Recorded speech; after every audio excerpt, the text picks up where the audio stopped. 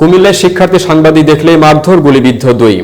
আজ শনিবার সকাল 10টার দিকে কুমিল্লা জেলা স্কুল থেকে শিক্ষার্থীরা গণমিছিল বের করে কান্দিপাড় মোড়ে আসার চেষ্টা করলে এ মারধর শুরু করেন তারা।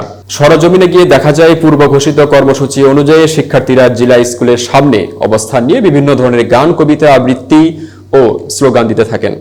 এরপর শিক্ষার্থীরা বিক্ষোভ মিছিল নিয়ে নগরের কান্দিরপাড় এলাকায় যেতে চাইলে আওয়ামী লীগ ও অঙ্গ সংগঠনের নেতাকর্মীরা ধাওয়া দেন। এ সময় স্থানীয় কুমিল্লার কাগজ পত্রিকার 2 জন সাংবাদিককে মারধর করে একজনের ফোন নিয়ে যান তারা। এছাড়াও আন্দোলনকারী নারী শিক্ষার্থী সহ বেশ কয়েকজন শিক্ষার্থীকে চর, থাপ্পড় ও লাঠি দিয়ে আঘাত করেন। এরপর টাউন হল মোড় থেকে টমসম ব্রিজ রোডের CNG station, Victoria college gate, Rajganj মোড়, জেলা স্কুল গেট সহ বিভিন্ন গলিতে আওয়ামী লীগ ও অঙ্গ সংগঠনের নেতাকর্মীরা প্রকাশ্যে শটগান, রামদা, লাঠি নিয়ে মহড়া দেন। পাশাপাশি শিক্ষার্থী ও সাংবাদিক দেখলেই মারধর ও হুমকি দিতে থাকেন। এর আগে শিক্ষার্থীদের ছত্রভঙ্গ করতে ছাত্রলীগের নেতাকর্মীদের কয়েক রাউন্ড গুলি করতেও দেখা যায়। এ সংবাদ লেখা পর্যন্ত 2 জন গুলিবিদ্ধ ও প্রায় 25 জন শিক্ষার্থী আহত হওয়ার খবর পাওয়া গেছে। তবে হতাহতের সংখ্যা আরও বাড়তে পারে।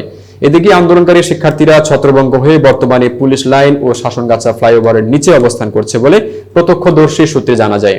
সূত্রে আরও জানায়, এ সংবাদ লেখা পর্যন্ত নতুন করে পুলিশ লাইন এলাকায় আন্দোলনকারীদের সঙ্গে ছাত্রলীগ ও আওয়ামী লীগের সংঘাত শুরু হয়েছে। তবে আন্দোলনকারী শিক্ষার্থী ও আওয়ামী লীগের এই সংঘর্ষে আইন শৃঙ্খলা রক্ষাকারী বাহিনীর তেমন কোনো উপস্থিতি লক্ষ্য করা যায়নি। ফলে ব্যবসায়ী, পথচারী ও স্থানীয়দের মধ্যে এক ধরনের ভীতি বিরাজ করতে দেখা যায়। বর্তমানে কুমিল্লা নগরের অধিকাংশ মার্কেট ও দোকানপাট বন্ধ রাখা হয়েছে।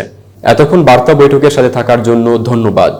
নতুন নতুন তথ্য ও সংবাদ পেতে বার্তা বৈঠকের ইউটিউব চ্যানেল ও ফেসবুক পেজের সাথেই থাকুন।